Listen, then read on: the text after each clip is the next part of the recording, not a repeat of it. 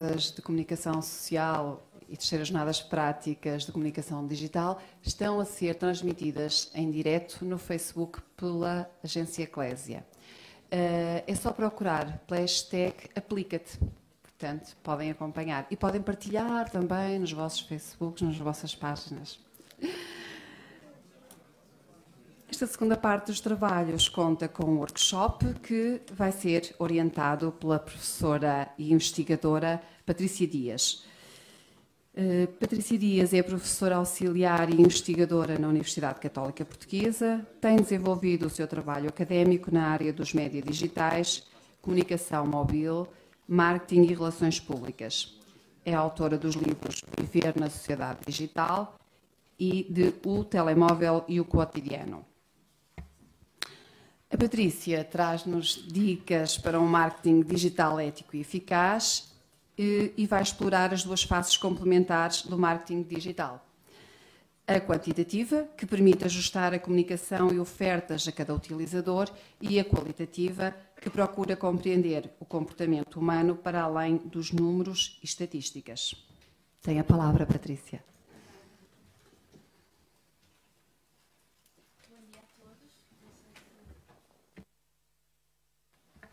Bom dia a todos, muito bem. E, entretanto, para pôr aqui a minha apresentação, já vou ter aqui ajuda, é isso?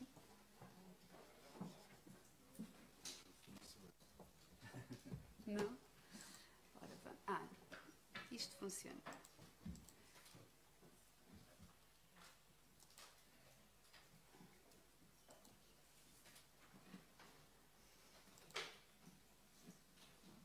Ok, já está tudo a funcionar.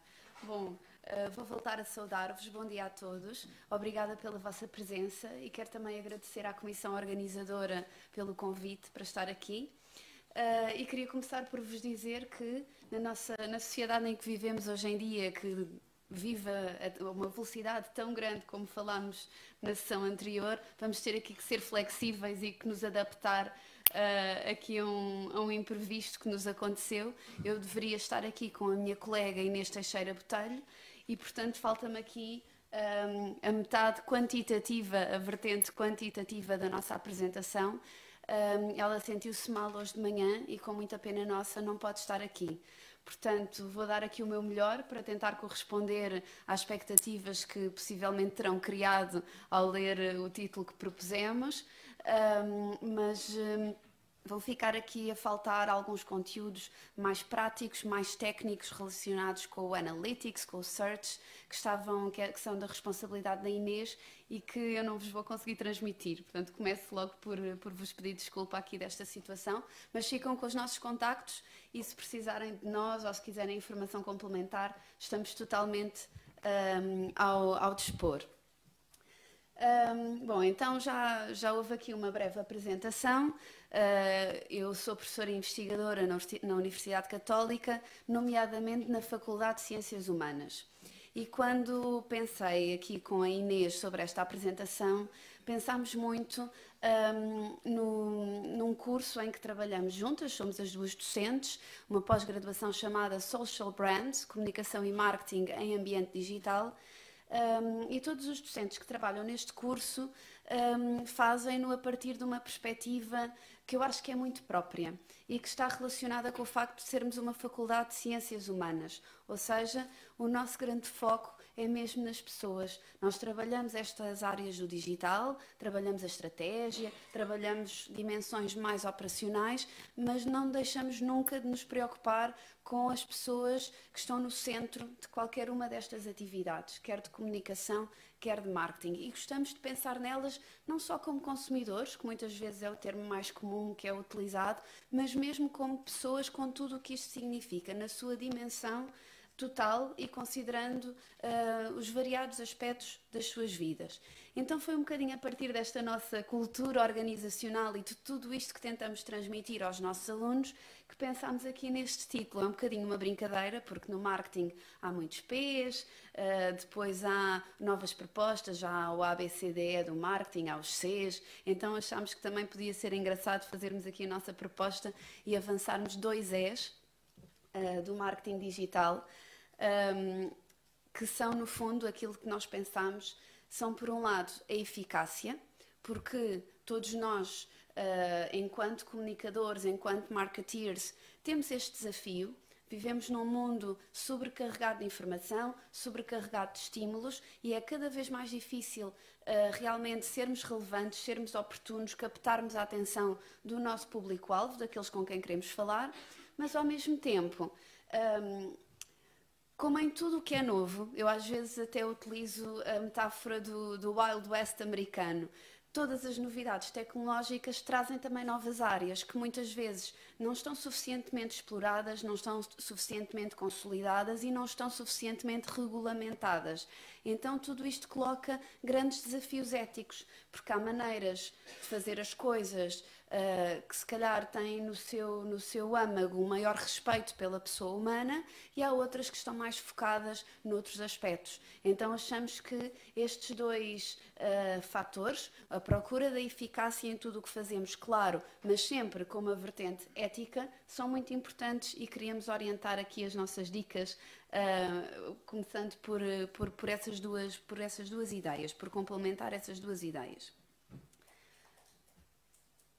Isto passei aqui, mas ali não passou.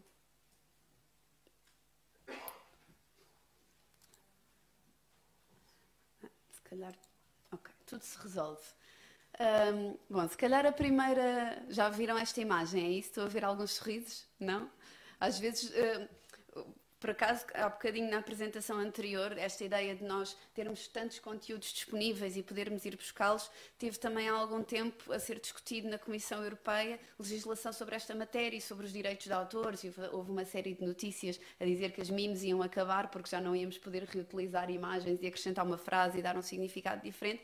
E eu pensei logo, quando vi essas notícias, o que é que eu vou fazer à minha vida, porque realmente para as aulas, para tudo o que fazemos, nós utilizamos imensos conteúdos, mas parece que há uma exceçãozinha que diz para fins académicos que nós podemos usar na mesma, portanto parece que posso estar descansada.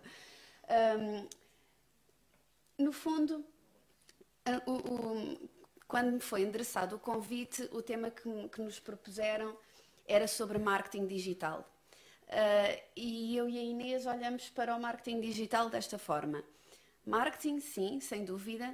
Digital já nos levanta aqui algumas questões, ou seja, nós não consideramos que no mundo em que vivemos já não faz tanto sentido pensar no digital como algo que é diferente da nossa experiência física. Elas estão cada vez mais entrelaçadas, elas sobrepõem-se, influenciam-se mutuamente. Então, claro que nós estamos habituados a falar de marketing digital, mas na verdade a nossa estratégia, o nosso pensamento tem que ser holístico, tem que ser integrado. Não devemos estar a pensar no marketing digital como um conjunto de atividades que vamos fazer à parte de todas as outras estratégias e iniciativas de marketing. Portanto, essa era uma primeira ideia que queríamos transmitir a propósito desta designação do digital. E depois, de facto, pensar aqui naqueles dois E's que eu vos transmiti como duas faces da mesma moeda. Claro que temos que ser eficazes nas nossas ações, e esta ideia das métricas, do analytics, está relacionada com conseguirmos medir essa eficácia e traduzi-la de forma mais palpável, quando muitas vezes sabemos que estamos a trabalhar dimensões do marketing que são intangíveis, que são difíceis de quantificar, e isto continua a ser um desafio, embora o ambiente digital nos ajude muito, nos traga muitos dados sobre esta matéria. E depois nunca perder de vista a dimensão ética em tudo o que fazemos. No fundo, a nossa perspectiva é que, se enveredarmos por um caminho menos ético, e também é isto que transmitimos muito aos nossos alunos, até podemos ter bons resultados a curto prazo, mas a longo prazo não vai correr bem, porque o core do marketing continua a ser a mesma ideia. O marketing funciona enquanto nós conseguirmos construir relações win-win entre a marca, entre a empresa e os nossos diferentes stakeholders. Portanto, se os stakeholders, os públicos, às tantas se sentirem defraudados, desapontados, prejudicados, eles não vão continuar a ser leais, fiéis àquelas marcas, a segui-las, a apoiá-las, e, portanto, a nossa ideia, ou aquilo que é a nossa convicção, é que, de facto, ter uma postura ética e respeitar sempre aqueles para quem trabalhamos ou com quem trabalhamos, acaba por trazer retorno a longo prazo e portanto, acaba por ser o melhor caminho a tomar. Então, tenho aqui algumas palavras-chave para tentar caracterizar a sociedade em que vivemos e um bocadinho para justificar aquela nossa relutância em falar de marketing digital como se fosse assim um conceito isolado de tudo o resto que está a acontecer. Então, realmente, há cada vez uma maior tendência para o digital. Há muitas experiências de realidade aumentada, algumas já foram referidas anteriormente, mas é uma tendência que, de facto, está a ter cada vez mais impacto. Ainda aqui há algum tempo, nós fizemos desenvolvemos também na universidade.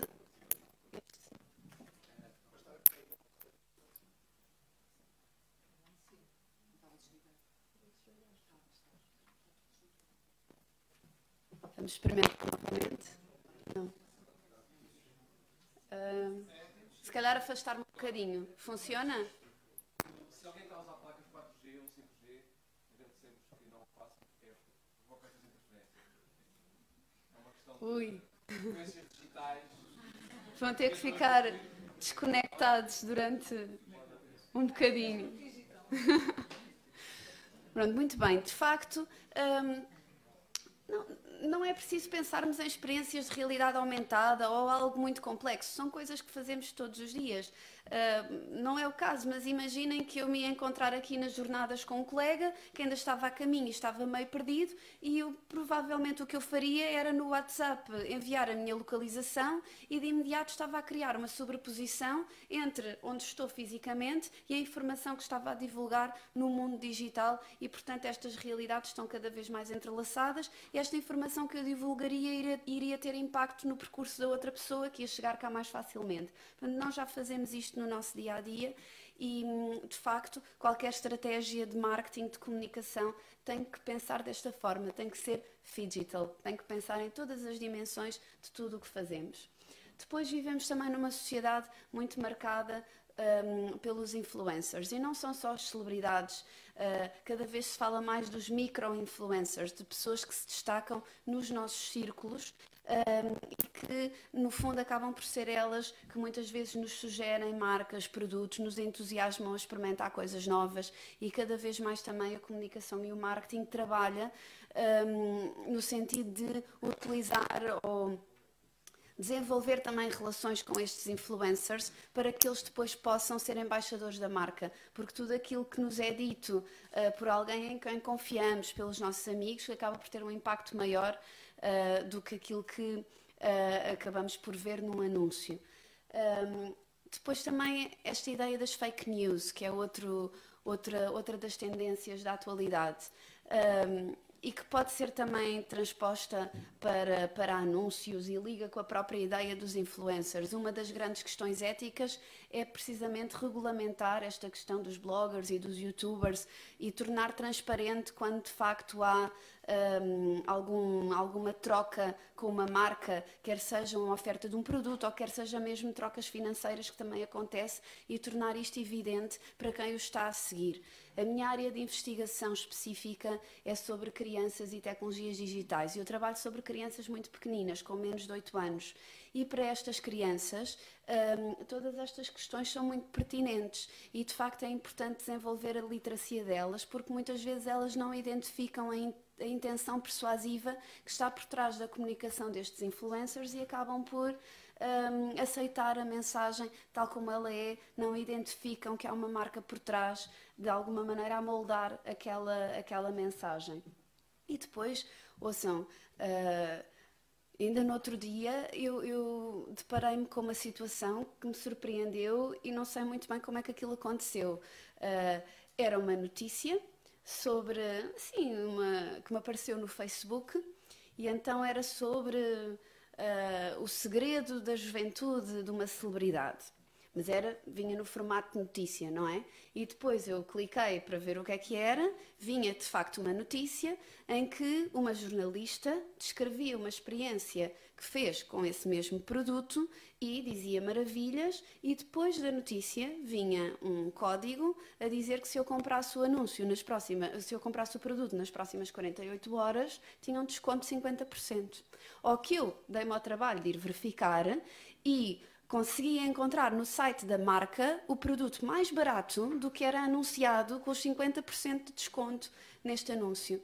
E, portanto, há aqui uma grande confusão entre as fronteiras do que é jornalismo, do que é marketing de conteúdos, do que são anúncios, do que são um termo mais antigo, mas que cada vez parece que faz mais falta utilizá-lo, do que são as publi-reportagens. E até a propósito da questão que foi colocada anteriormente, se de facto devemos deixar as pessoas escolher os seus conteúdos ou se de alguma maneira devemos ter aqui um papel mais pedagógico e garantir que elas estejam informadas sobre coisas que todos concordamos ou sobre temas que todos concordamos que são importantes. Eu penso que o único caminho para lidar com estas situações é mesmo desenvolver a literacia nos diferentes públicos e nas diferentes idades, porque nós não conseguimos regulamentar o que fazem todas as marcas, nós não conseguimos, se calhar, transmitir a importância de ter uma atuação ética a toda a gente, então a melhor forma de lidar com isto, a meu ver, é de facto munir as pessoas de ferramentas para descodificar todas estas mensagens, para fazerem a pesquisa que eu fiz, para questionarem a informação, para triangularem fontes e para conseguirem, no fundo, encontrar a informação que faça sentido e que tenha qualidade neste nosso mundo que é tão cheio de informação. Depois, outra tendência para um cenário para que estamos a avançar rapidamente é mesmo este cenário da internet das coisas. Ainda hoje, assim que eu fui ao e-mail de manhã, vi que a Google faz 20 anos, não é? E muitas vezes ainda se fala do digital, pelo menos a minha geração, com esta ideia de isto é uma coisa nova, mas muitas destas tecnologias e plataformas que fazem parte do nosso dia-a-dia não são assim tão novas já quanto isso, já têm uns bons anos, e eu acho que nos encaminhamos para uma nova viragem tecnológica, em que vamos passar a ter uma internet diferente, vamos passar a ter objetos, máquinas permanentemente conectados, permanentemente a recolher dados sobre tudo o que se passa num determinado ambiente. Vamos pensar, por exemplo, numa loja de uma marca de moda. As áreas que estão mais avançadas na aplicação destas técnicas e que lá está são digital, é na área da moda e também na área do retalho, supermercados, em que vamos ter sensores, vamos ter máquinas que comunicam com outras máquinas, portanto, que enviam estes dados que vão recolhendo para outras plataformas e, no fundo, o grande desafio desta nova era para a qual nos encaminhamos vai ser mesmo lidar com esta enorme quantidade de dados e torná-los úteis, dar-lhes um sentido, porque a quantidade, só para vos dar um exemplo mais da minha área, do mundo académico, nos últimos 10 anos foram produzidas mais publicações científicas do que desde sempre na história da humanidade. Só para termos uma ideia da quantidade de informação que é produzida todos os dias e com que nós temos que lidar. Ainda a semana passada eu estava a dar seminário de investigação, é uma disciplina a alunos de mestrado do segundo ano que vão iniciar as suas dissertações, e uma das coisas que eu lhes dizia era: eu acho que a vossa principal dificuldade vai ser selecionar a informação que vos interessa. Quando eu fiz o meu mestrado, essa não era a minha principal dificuldade. A minha principal dificuldade era encontrar a informação que eu precisava. Portanto, é de facto um dos traços da nossa sociedade. Depois temos ali aquele conceito que tem sido muito falado, Commercial Data Exploitation. No fundo, é a exploração indevida de dados que são recolhidos para fins comerciais. Vou-vos dar um exemplo de uma área que eu acompanho melhor por causa da minha área de investigação, que são os smart toys, estes brinquedos inteligentes que também gravam.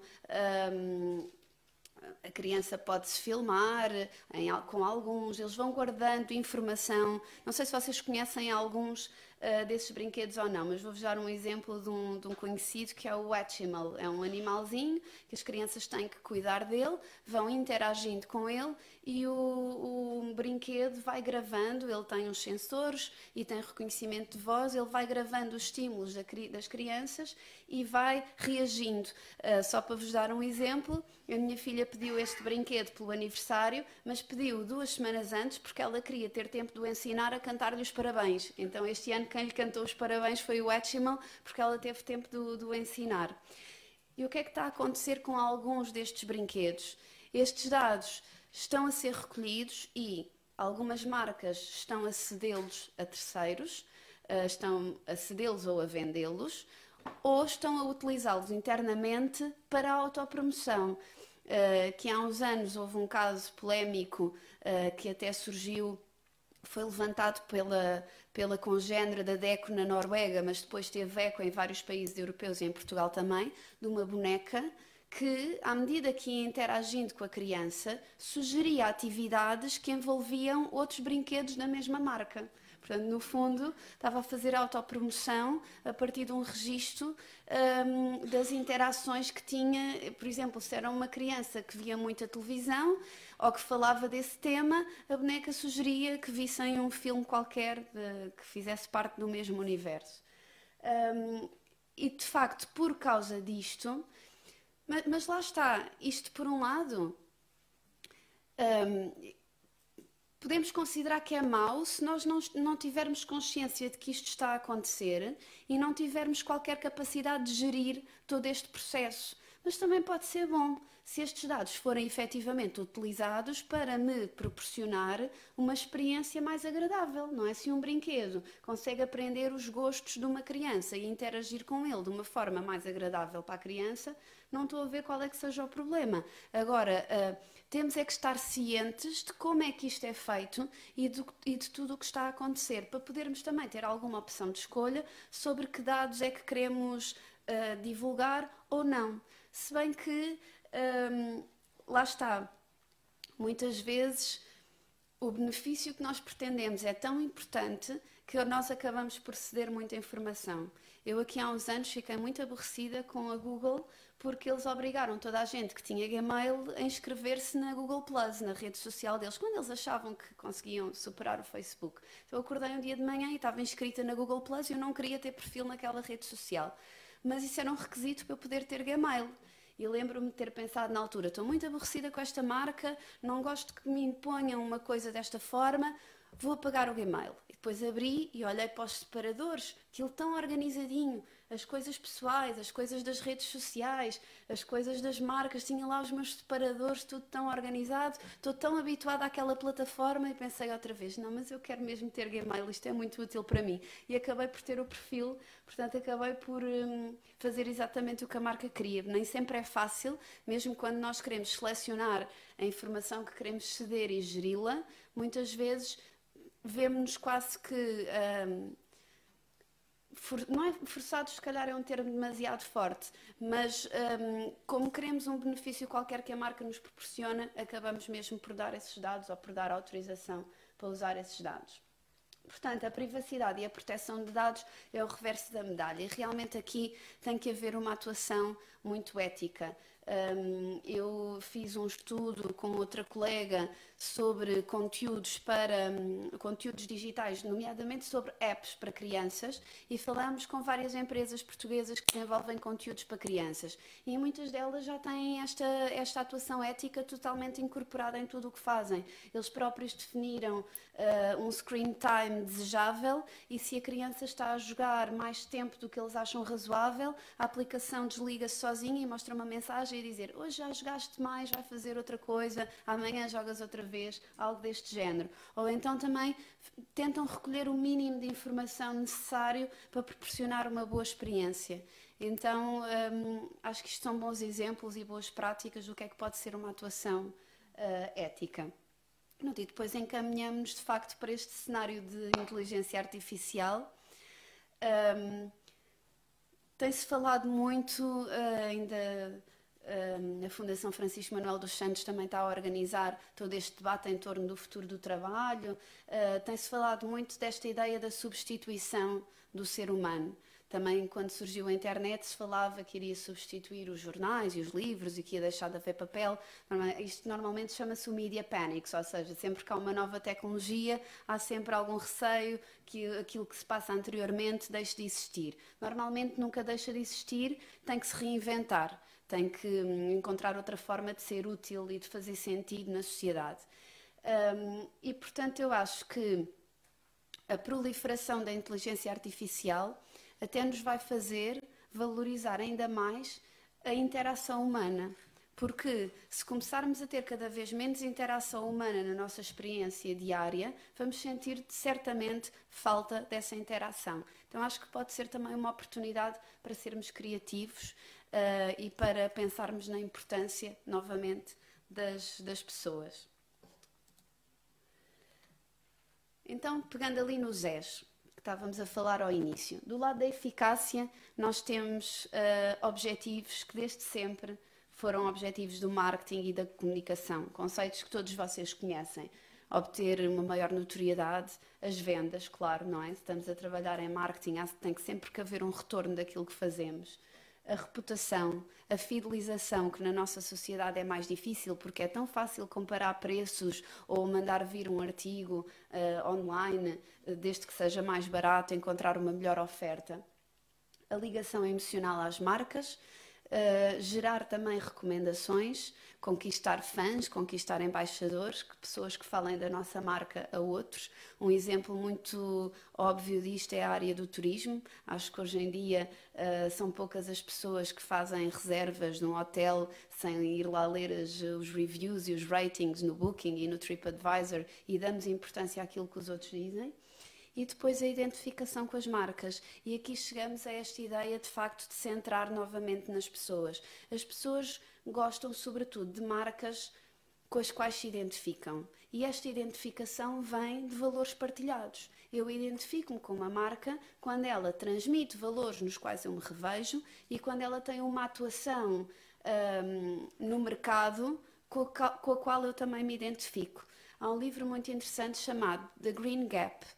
Então, no fundo, este gap, esta discrepância é entre aquilo que as pessoas dizem sobre as suas opções de consumo. Quando perguntamos às pessoas, vocês preferem consumir produtos de marcas que primam pela sustentabilidade? Sim. Vocês consomem produtos orgânicos e biológicos? Sim.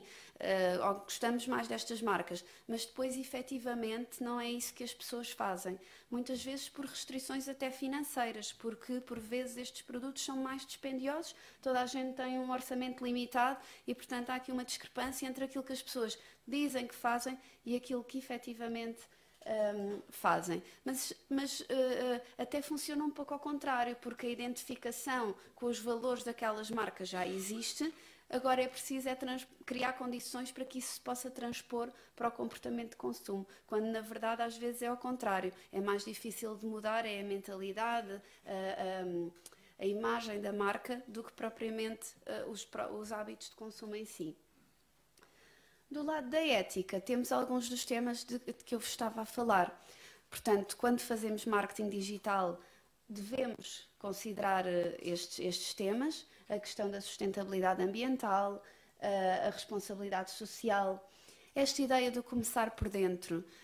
Cada vez mais os consumidores também valorizam as condições de trabalho numa dada organização, até porque isto que se chama o público interno, os colaboradores, também são embaixadores e muitas vezes são eles que também vão falar da marca a outras pessoas. Então tudo aquilo que a empresa quer transmitir para fora deve estar muito bem consolidado cá dentro, porque lá está, como falávamos anteriormente, é muito fácil identificar incoerências se pesquisarmos suficientemente na internet. Dar um contributo à comunidade. Isto é quase que uma questão também da própria sobrevivência da organização, porque se a organização não cuidar também do seu meio envolvente e dos seus públicos, não está a pensar também no seu próprio futuro. E depois esta ideia de melhorar o mundo. Eu pus ali um sorriso porque pode parecer um pouco utópica, mas de facto as pessoas identificam-se com estas marcas que transmitem estes valores. Há uma teoria famosa chamada da Golden Circle do Simon Sinek, em que ele diz que as marcas mais inspiradoras, que a maioria das marcas comunica o que faz e como faz, as características do produto, que é feito à mão, etc. E aquelas que são mais inspiradoras são aquelas que comunicam porque é que o fazem. Então têm esta vertente sempre de contribuir para o bem comum e para o bem da sociedade em geral. Então, no fundo, aqui a nossa mensagem entre estas duas vertentes da mesma moeda é que os dados de facto ajudam-nos a sermos mais eficazes, mas não nos podemos esquecer que atrás daqueles números estão pessoas. Estão pessoas com rostos, com sorrisos, com vidas, com interesses, com necessidades, com emoções, e é com estas pessoas que nós temos que comunicar e é para elas que temos que trabalhar, não para um conjunto de métricas e de estatísticas que são impessoais e que muitas vezes nos dizem o quê, mas não nos dizem o porquê. E isso é muito importante para conseguirmos ir ao encontro exatamente daquilo que as pessoas precisam e preferem. Depois tinha aqui algumas sugestões, as mais qualitativas, que eram aquelas que me competiam, de técnicas que resultam muito bem. E resultam precisamente porque não são novas, pelo contrário, resultam porque durante milhares de anos de evolução, antes de nós termos uma sociedade tão assente na literacia, na visão, na escrita, era desta forma que nós comunicávamos. Então o nosso cérebro está quase que programado para reagir ao storytelling, para nos prender a atenção e para criar envolvimento e para criar esta identificação entre os valores que uma história nos transmite. A maior parte das histórias, se vocês pensarem, tem sempre uma lição, não é? Desde as fábulas aos contos infantis. O importante nunca é só a história que está a ser contada, mas é o que a criança vai aprender com aquela história. E temos sempre o desejo de lhes transmitir certos valores quando contamos uma história. As histórias são uma forma de tornar isto mais interessante. E a mesma ideia pode ser aplicada também à forma como as marcas comunicam. Estamos constantemente a fazer isto no nosso dia-a-dia. Sobre storytelling, posso-vos dar o exemplo de uma marca que eu gosto muito, que é a Josefinas, é uma marca de sapatos portuguesa. Não sei se todos conhecem.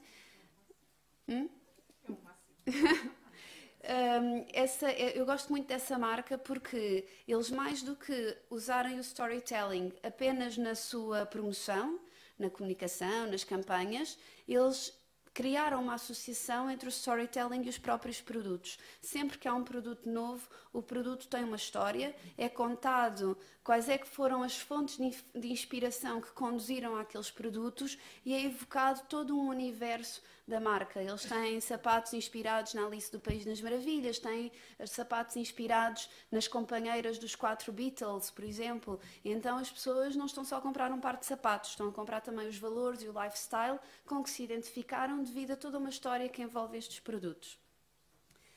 Depois outra sugestão também é esta questão da gamification. Eu acho que todos somos, por natureza, um bocadinho competitivos e se nos lembrarmos quando éramos mais pequeninos, acho que ninguém gostava de perder quando estava a jogar com os amigos a qualquer coisa. Então isto também é um trigger importante que cativa as pessoas e que faz com que elas se envolvam. A gamification é muitíssimo utilizada em programas de brand loyalty. As pessoas juntam pontos, depois trocam os pontos por produtos ou pelo que seja. Mas há um exemplo que eu também gosto bastante, que é a aplicação do supermercado do El Corte Inglês. Não sei se vocês também conhecem, mas eles aplicaram a ideia dos jogos ao interface, a toda a user experience que criaram na aplicação. Então, em vez de nós estarmos a escolher os produtos que queremos a partir de categorias, o que eles fizeram foi, a aplicação funciona com o ecrã assim na horizontal, eles criaram uma prateleira de produtos, nós podemos fazer slide da prateleira, depois temos aqui o carrinho e podemos arrastar os produtos para o carrinho de uma forma muito mais parecida com jogos, com o tipo de experiência que estamos habituados também no próprio supermercado. E novamente o Phygital reproduzir no digital os nossos hábitos enquanto consumidores e, portanto, torna tudo mais fácil e mais intuitivo.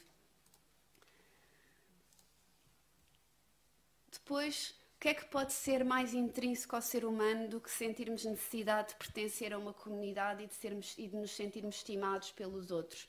Isto já vem da pirâmide das necessidades do Maslow e, portanto, uma marca que consegue fazer com que alguém sinta que pertence a uma comunidade vai ganhar muito em termos de fidelização.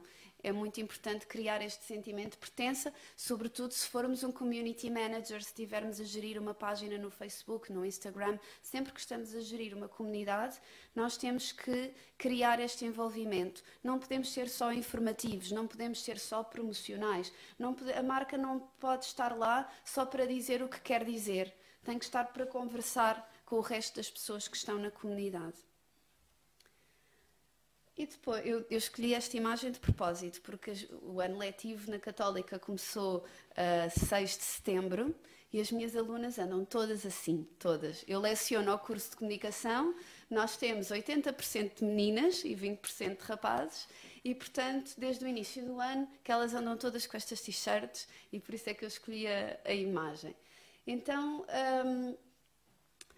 nós não vamos usar uma t-shirt com o nome de uma marca se nós não gostarmos dessa marca. Nós quando fazemos... e também não gostamos, penso eu, não gostamos de ser mupis ambulantes. Não, eu não visto uma t-shirt de manhã a pensar, hoje vou fazer publicidade à Levi's. Não é isto que passa pela cabeça das minhas alunas.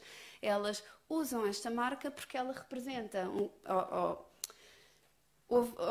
Houve aqui uma situação que conduziu, que fez com que elas associassem a marca a influencers, a um certo lifestyle, a um conjunto de valores com que elas se identificam e depois funciona também o tema que vos falava anteriormente, que é o sentido de comunidade. Começam a ver em 2 ou 3 e as outras que também querem pertencer ao grupo também começam a usar. Então, penso que esta identificação é algo que realmente é muito poderoso. Quando alguém se identifica com aquilo que uma marca transmite, ao ponto de conseguir utilizar a marca para se expressar, para dizer algo sobre si próprio, então a marca ganha um novo sentido no seu dia-a-dia e a pessoa transmite também esses valores aos outros e acaba por reforçar todas essas associações à marca, todo esse brand equity que é criado.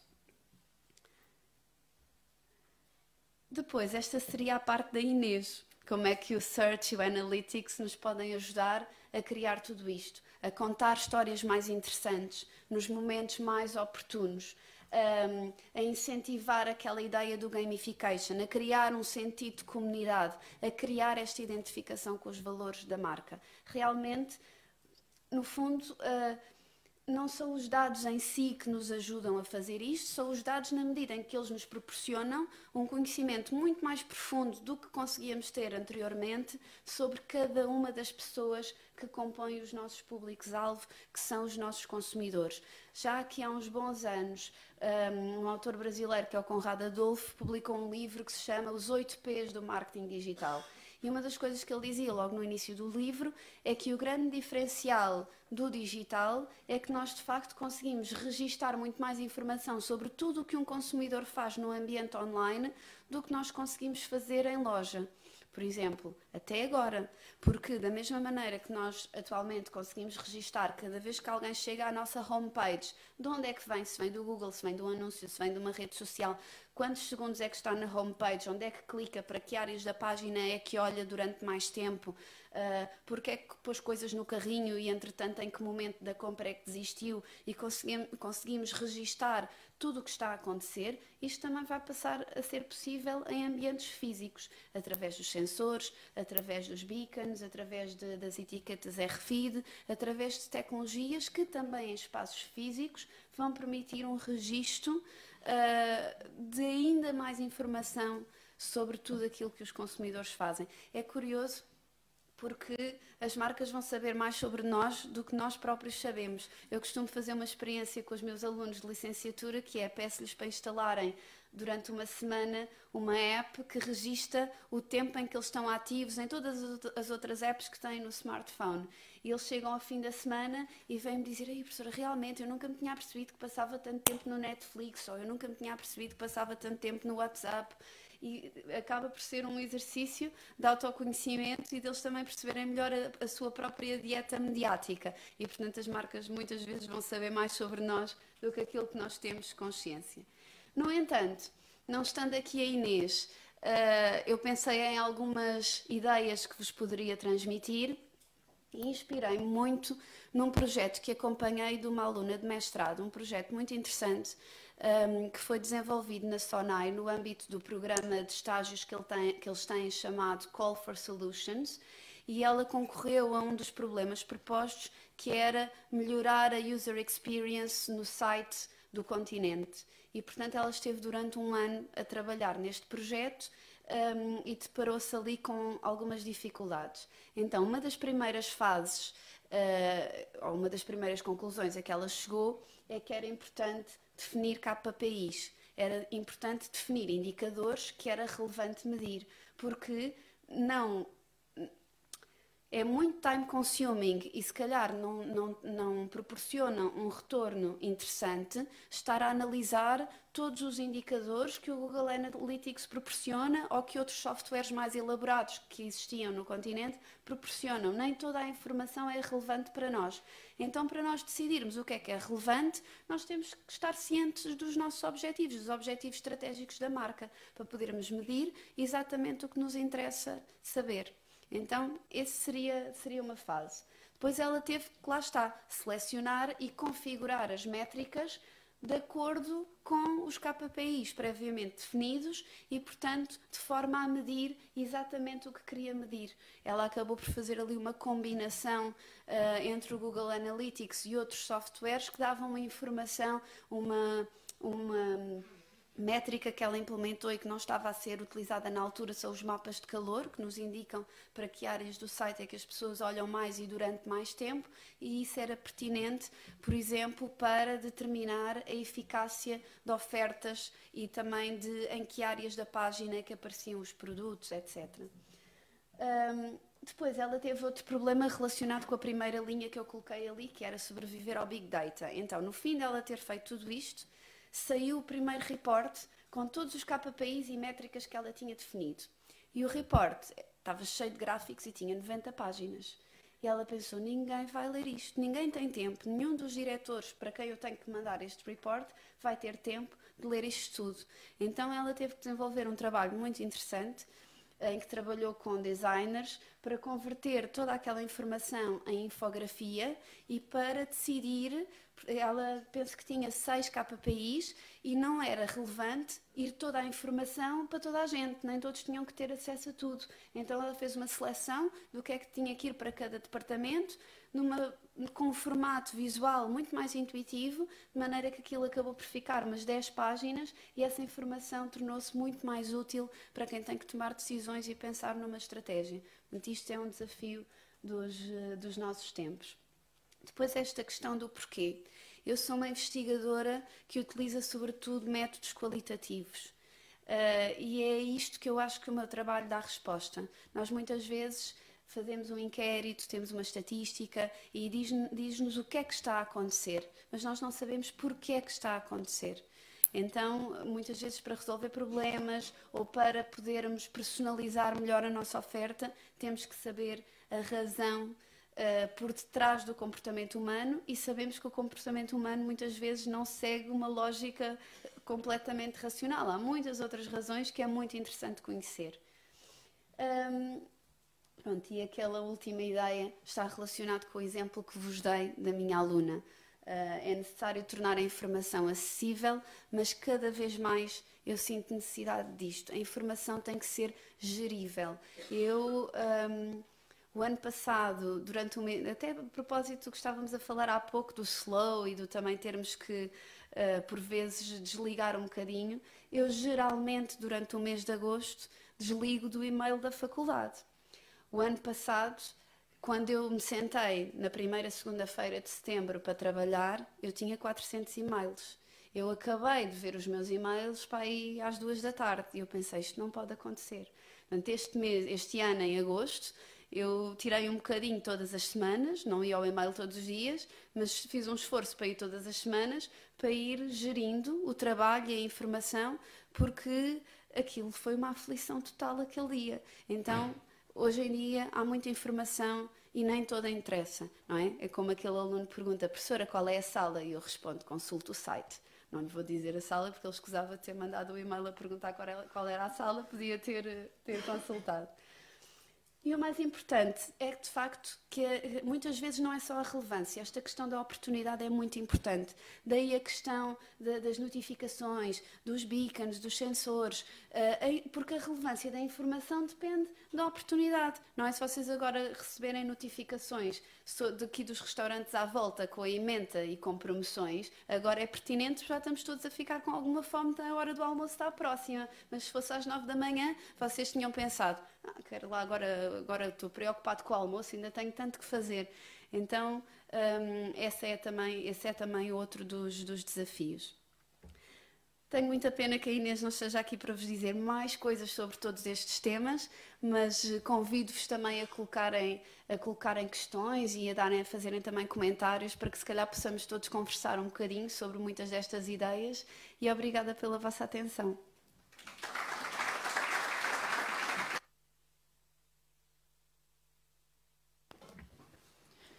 Obrigada, Inês, por esta abordagem sobre a ética e a eficácia no marketing digital, a ética e a eficácia, que são as duas faces da mesma moeda no marketing digital, e por nos ajudar a descodificar a comunicação de marcas.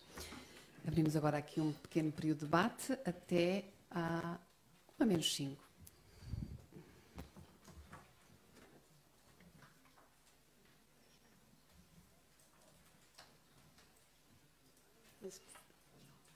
Estou a pensar.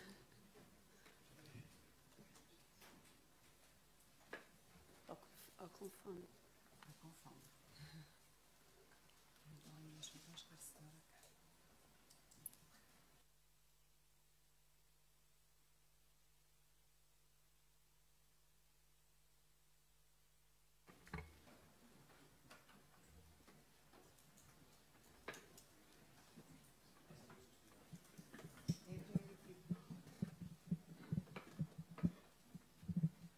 Muito obrigado, gostei de ouvir, mas queria-lhe fazer só um pequenino reparo, se não se importa.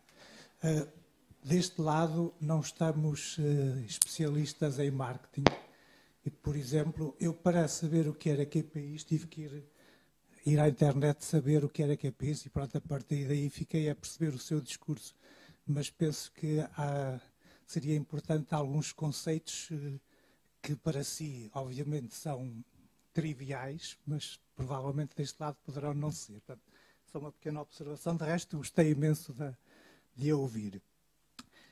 Uma outra coisa.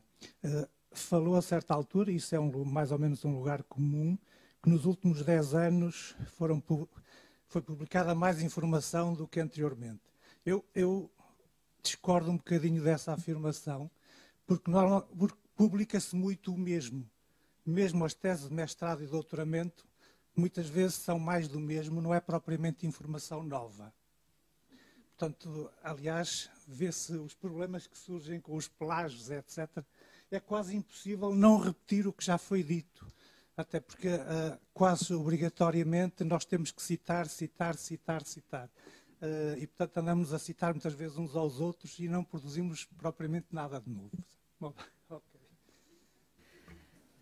Obrigada pelo seu comentário. Eu acho que essa sua perspectiva reforça exatamente o que eu queria dizer com a questão do quantitativo e do qualitativo e a questão do quê e o porquê.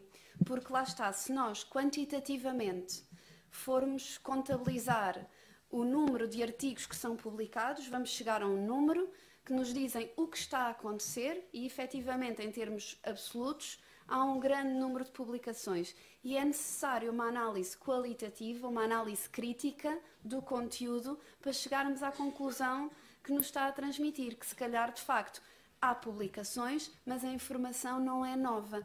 A questão é que, mesmo não sendo nova, só o facto de nós termos tantos documentos a circular e de termos, de alguma maneira, que fazer o processamento dessa informação para concluir, para fazermos uma síntese e retirar o que realmente é novo, obriga-nos a fazer todo esse trabalho. Da mesma maneira que a possibilidade de recolhermos muitos dados sobre tudo o que os nossos consumidores fazem vai também criar muita repetição. E, portanto, o desafio diz-se que, outro lugar comum, não é? Diz que 2 das profissões do futuro será piloto de drones e data scientist, precisamente porque vão ser precisas pessoas que nos ajudem a encontrar informação relevante em toda esta quantidade gigantesca de dados que vão ser produzidos e cada vez mais. Mas estou totalmente de acordo com o que disse. Então, muito boa tarde. Boa tarde, já é boa tarde, sim. Obrigado também pela sua exposição. Só pegar aqui numa das coisas que disse para fazer aqui uma pequena provocação, não é? Quando há bocadinho falava das bonecas que a certa altura já fazem sugestões às crianças e perguntava, mas também se for uma boa sugestão, qual é o problema? Eu acho que o problema, um bocadinho voltando atrás, é que o gosto, não é? A sensibilidade educa-se também, não é? E a certa altura, a lógica que está por trás desse tipo de escolhas é, mais uma vez, fechar o mundo, num certo sentido. Parece que estamos a abrir o mundo, mas estamos a fechar o mundo a uma certa lógica e, por outro lado, também estamos a fechar o mundo às zonas de conforto da criança e não estamos a desafiá-la para ir mais longe. E por isso, acho que é exatamente o mesmo tipo de questão que se falava há bocado relativamente à questão dos conteúdos e a maneira como se faz o tipo de gestão de conteúdos, que é a tentação que temos do mundo ser cada vez mais o mesmo.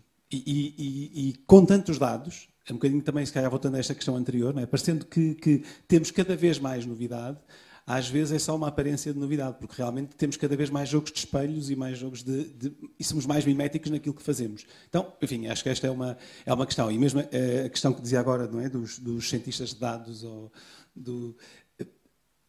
todas as decisões que se podem tomar a partir destas questões são importantes, não é? Quando uma empresa faz uma investigação dos dados e decide, por exemplo, que determinado perfil de consumidor, por aquilo que tem, por razões étnicas, o que seja, não concede créditos, por exemplo, não é? Pronto. E temos as empresas a tomar essas decisões justamente com este tipo de análise de dados. Temos aqui também uma série de questões, acho que éticas, que são importantes. Mas a mim pegava mais nesta questão, não é? Como é que, muitas vezes, toda a gestão destes dados nos leva não a abrir-nos mais à diferença, àquilo que é diferente do mundo, mas corre o perigo de nos fechar mais no mesmo mundo e no mundo que já conhecemos e que fica cada vez mais fechado em si mesmo. Esta ideia destas bolhas de redundância já existe há algum tempo, não é? A ideia das bolhas filtro, anteriormente já uma autora japonesa tinha falado de uma questão que é a sociabilidade seletiva, que a preocupava muito nas redes sociais, porque nós tendo a possibilidade de sermos tão fácil, não é? Criar uma ligação, criar uma amizade, mas também apagá-la, acabamos por tendencialmente escolher rodear-nos de pessoas que partilham os nossos interesses e que são parecidas connosco e depois ficamos muitas vezes menos tolerantes a opiniões contrárias. E essa autora falava de estarmos a caminhar para uma fragmentação social, para um extremar de opiniões e de perspectivas sobre o mundo, e ela, sendo socióloga, estava muito preocupada com essa questão. Ela chama-se Misa Matsuda, se entretanto tiverem interesse e quiserem pesquisar mais sobre isto. E isso também me preocupa de facto. Fala-se muito disto a propósito de várias situações, da eleição do Donald Trump, do Brexit, das pessoas estarem cada vez mais, ser fácil rodearem-se de outras pessoas parecidas e depois tornarem-se menos tolerantes ou menos abertas a ideias, a perspectivas, a formas de vida diferentes. E eu acho que é muito importante desafiar as pessoas realmente e tirá-las da sua zona de conforto.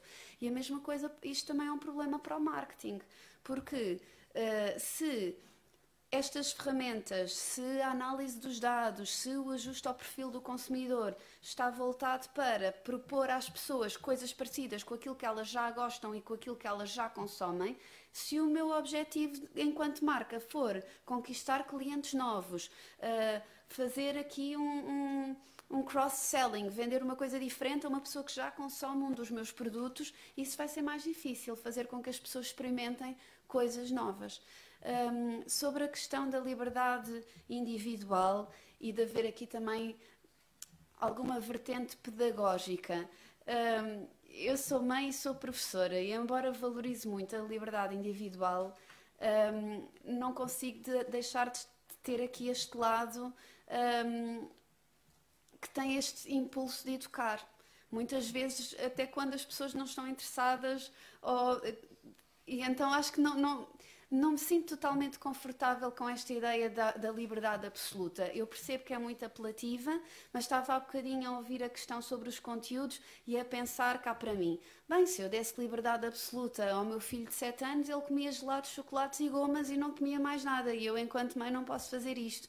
Portanto, estou a brincar um bocadinho, mas eu acho que devemos ter esta obrigação também ética, esta dimensão ética de tentarmos ser melhores e tornar o mundo à nossa volta melhor. E isso implica um caráter pedagógico e implica, de alguma forma, se calhar não podemos obrigar, se calhar temos que cativar o interesse das pessoas para as ideias, para os valores, para os comportamentos que nós achamos que se calhar são os mais indicados ou os mais benéficos para elas.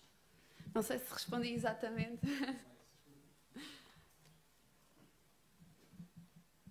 Mais um bocadinho de tempo. Mais alguma pergunta? Padre Valério, então.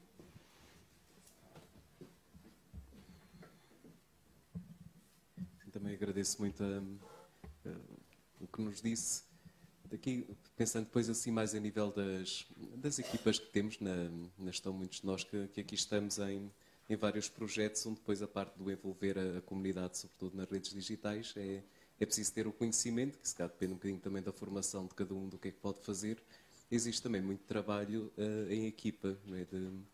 De pensar como é que nós vamos aproveitar os dados que temos, aqueles que nos chegam, para depois como é que fazemos uma estratégia de storytelling a partir da nossa instituição, ou o que é que fazemos como gamification, como é que estas coisas podem entrar num ritmo diário de uma equipa que tem que produzir conteúdos, neste caso conteúdos mais ligados à comunicação católica.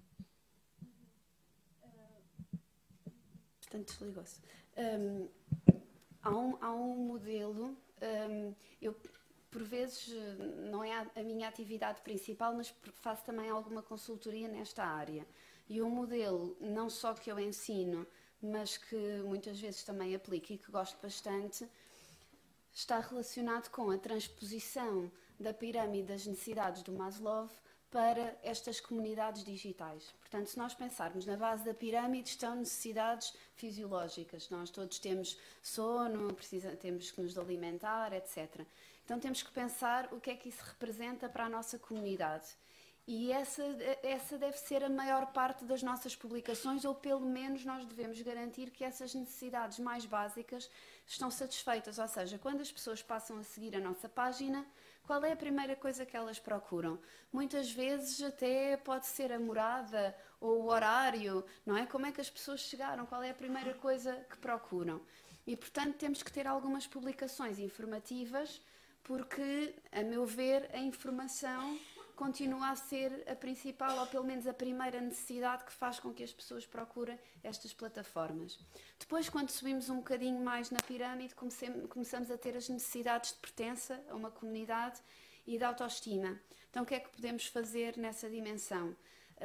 Costuma-se dizer que uma comunidade saudável é aquela em que os fãs falam uns com os outros, em que não é só a marca que faz uma publicação e depois cada fã responde à publicação da marca, mas nunca entram em diálogo entre si. Então tentar fomentar isso, fazer algumas publicações que tenham um call to action, que perguntem às pessoas, peçam uma opinião, e tentar estimular também este diálogo, esta conversa dentro da comunidade. E ao nível da autoestima, as pessoas gostam muito. Se seguem uma marca e gostam dessa marca, gostam de se sentir reconhecidas, gostam que a marca agradeça, obrigada pelo contributo, façam um like nos comentários, gostam de sentir que a marca lhes dá atenção e que as ouviu. Depois, no topo da pirâmide, temos as necessidades de autorrealização. Aqui, muitas vezes, e até aquele estudo que estava dentro das nossas pastas, o que é que os jovens procuram na internet, um dos aspectos em destaque é o entretenimento e o humor. Portanto, é algo que as pessoas procuram muito no ambiente digital e procuram muito nas redes sociais. É uma forma de se autorrealizarem. também as frases inspiradoras, ou até pode ser algo mais profundo, mais filosófico. Lá está, aí temos que conhecer a nossa comunidade, saber com o que é que aquelas pessoas se autorrealizam e proporcionar-lhes também esses conteúdos. Então acho que pode ser um modelo interessante para nós transformarmos isto num planeamento diário e dizer, eu tenho uma semana, então se calhar vou pôr uma publicação inspiradora à sexta-feira ou mais humorística, para irem bem dispostos para o fim de semana, se calhar a informação vou dar a meio da semana ou vou dar neste horário, transpor estas categorias para um planeamento das publicações e para a criação dos conteúdos. Não sei se ajuda, mas assim, muito resumido.